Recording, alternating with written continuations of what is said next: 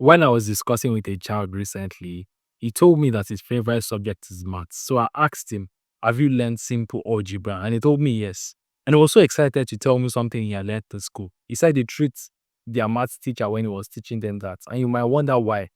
So he told me that the math teacher was teaching them plus and minus, the rules of plus and minus, and decided to teach it with yes and no, just to make it simpler for them to understand. But then he was teaching and he said, plus and plus is equals to plus, plus and minus is equals to minus, minus and minus is equals to plus. That is correct. But he decided to teach it with yes and no.